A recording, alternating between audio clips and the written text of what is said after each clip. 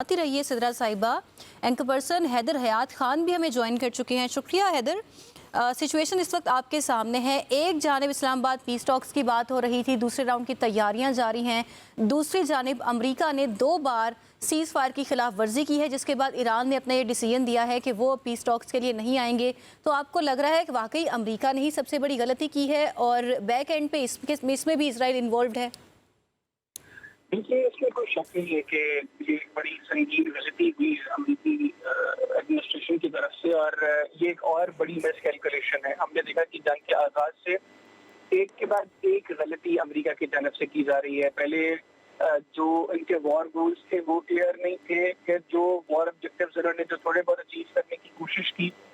उनको अचीव करने के लिए इनकी अप्रोच क्लियर नहीं थी, और ये पहले 3-4 दिन में वाज़ेह हो गया था कि अमेरिका या इजराइल इस जंग से जो हासिल करना चाहते हैं वो हासिल नहीं कर पाएंगे। फिर था जंग से निकलना और उसके लिए वॉर ट्रॉफी इनको मिलना। वो ईरान ने इनको अपॉर्चुनिटी नहीं दी, जिस वजह से ये जंग 40 रोज तक जारी रही। फिर पाकिस्तान की डिप्लोमेटिक एफर्ट्स को पूरी दुनिया ने देखा कि पाकिस्तान किस कदर मुस्बत किरदार अदा किया, और वो दो ममालिक जो 47 साल से एक दूसरे के दुश्मन थे, जिनको कुछ दुनिया की बड़ी ताकतें आपस में बिठाने में कामयाब नहीं रही, यूनाइटेड नेशंस उसमें कोई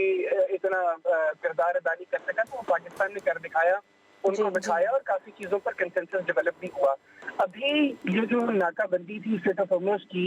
इसके ऊपर इनिशियली ईरान में भी अप्रोच थी कि शायद डोनाल्ड ट्रंप जो है ये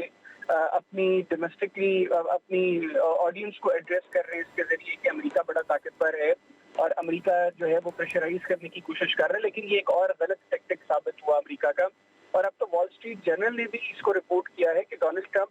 बुनियादी तौर पर ऊपर से जो कुछ वो बातें कर रहे हैं, जितनी वो बढ़ के मार रहे हैं, वो सिर्फ ऊपर से सिर्फ बढ़ के मारने की हद तक वो चीजें हैं। बुनियादी तौर पर वो अंदर से डरे हुए हैं इस चीज से, जिस तरीके से ईरान ने 40 रोजा जंग के अंदर रिटेलिएट किया है, बिलखुसूस जब जहाजों को उन्होंने निशाना बनाया, और उसके बाद वो जरा ज्यादा परेशान है। लेकिन यहाँ पर जिस वक्त मुज़ाकरात की मेज पर बैठते हैं तो समहाउ ये भी नर्व्स की गेम होती है। आपने अपने ओपोनेंट से मैक्सिमम चीजें गेन करना होती हैं, उससे गेन करने के लिए आप इस तरह के प्रेशर टैक्टिक्स का यूज करते हैं। लेकिन जिस तरह हिलरी क्लिंटन और जॉन केरी ने भी ये बात की कि हमें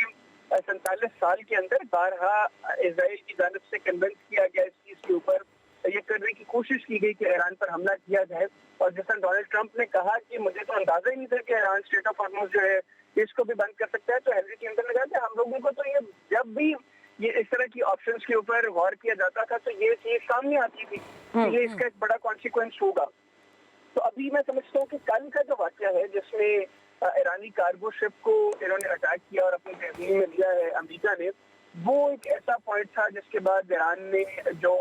अप्रोच थी कि ये भारत हमें धोखा देते हैं और मुज़ाकरात की आड़ में ये प्लान कुछ और करते हैं, शायद ये अब वो पॉइंट था जिसपे ईरान ने कहा कि नहीं, अभी यहाँ पे अमेरिका को कुछ सॉलिड ऐसे स्टेप्स जो है वो उठाना होंगे, जिसके बाद मुज़ाकरात जो है वो आगे बढ़ेंगे। डेफिनेटली ईरान में भी जो लोग मौजूद हैं इक़्तिदार में या ताकत में, या उनकी मिलिट्री के लोग जो डिसीजन मेकर हैं, उन्होंने भी अपनी अवाम को जवाब देना है। ईरान ने 40 रोजा जंग के अंदर काफी नुकसान बर्दाश्त किया है। उनकी सुप्रीम लीडर शहीद हुए, उनकी मिलिट्री की टॉप टियर शहीद हो गई, अली लारेजानी साहब जैसा बेहतरीन दिमाग जो है ईरान उससे महरूम हो गया। तो फिर उनका इंफ्रास्ट्रक्चर बहुत डैमेज हुआ है, 1 लाख से ज्यादा इमारतें मखदूश हुई हैं ईरान के अंदर। तो वो लोग जो है वो ऐसे तो नहीं अपनी आवाम को जो है वो कह सकते कि ठीक है जी, चूंकि अमेरिका मुज़ाकरात की मेज पर आ गया तो हम बैठ जाएं। यहाँ पर कुछ ऐसे स्टेप्स जो है वो दोनों तरफ से किए जाने थे। ईरान ने दिया, स्ट्रेट ऑफ हॉर्मुज़ को खोल दिया, उन्होंने कहा जब तक सीज़ फायर रहेगा हम इसको खोल देते हैं, लेकिन अमेरिका को भी चाहिए था कि वो अपनी नाकाबंदी खत्म करता। और कल का ये जो मैं समझता हूँ कि एक बहुत बड़ी मिसकैलकुलेशन थी, ये अपने आप को बड़ा चौधरी दिखाने के चक्कर में अमेरिका जो है वो एक ऐसी डायरेक्शन में अब चला गया है जहां से आगे निकलना बहुत मुश्किल होगा, क्योंकि ये मुज़ाकरात ये एक अपॉर्चुनिटी थी दोनों ममालिक के पास, और अभी भी मैं समझता हूँ है अगर यहाँ से भी चीजें इस तरफ जाती है कि दोनों ममालिक दोबारा मुज़ाकरात केस पर बैठे, तो ये वो अपॉर्चुनिटी है जिस पर मुस्तकबिल करीब के अंदर चीजों को बेहतर किया जा सकता है। अगर ये अपॉर्चुनिटी मिस हो गई तो फिर आगे अमेरिका और ईरान दोनों के लिए बहुत मुश्किल होगा कि वो मुस्तकबिल करीब में ऐसा माहौल बना सके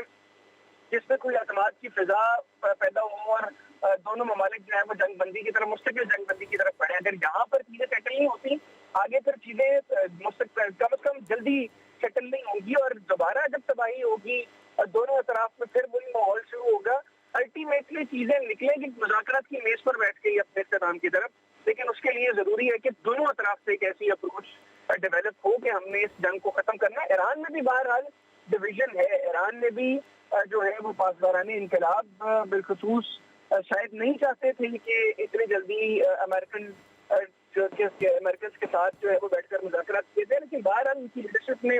जो है वो समझाया और सारे मामला के बाद अल्टीमेटली वो मुज़ाकरात के पहले दौर में पाकिस्तान आए भी और अब दूसरे दौर के हवाले से भी तैयारियां जारी थी। अभी बस पाकिस्तान जो एफर्ट्स कर रहे हैं वो तो सारी दुनिया के सामने है, लेकिन दोनों ममालिक को भी चाहिए कि वो ऐसे जस्टिस दें कि वो चाहते हैं हकीकत में। बाकी जहाँ तक बात है इसराइल की, देखिए नेतन्याहू को अभी उनकी अदालत से एक और रिलीफ मिला है, जो करप्शन के केसेस उसके ऊपर चल रहे हैं उसमें जो उसकी तफ्तीश का एक अमल है उसमें उसको चंद रोज के लिए मजीद रिलीफ मिला है और ये तब तक ही मिलेगा जब तक ये जंग जारी है। तो नेतन्याहू को सूट करता है हर एतबार से कि ये जंग चलती रहे, चाहे उसमें उसके बाद मशरक़ वस्ता में तबाही हो, चाहे उसके बाद इजराइल के अंदर तबाही हो, अमेरिका में तबाही हो, लेकिन उसकी जात को जो है वो बचाने के लिए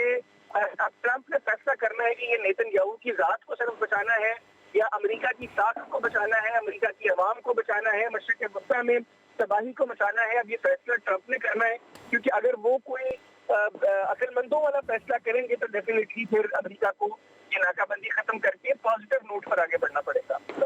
डेफिनेटली अब अमेरिका को संजीदगी का मुजाहरा करना पड़ेगा। हैदर हयात खान तज्ज़ियाकार हमारे साथ थे, सिद्रा सदोज़ई साहिबा हमारे साथ थी, इंटरनेशनल एक्सपर्ट और सेनेटर PMLN बुशरा अंजुम भट्ट साहिबा, आप सबकी आरा का शुक्रिया।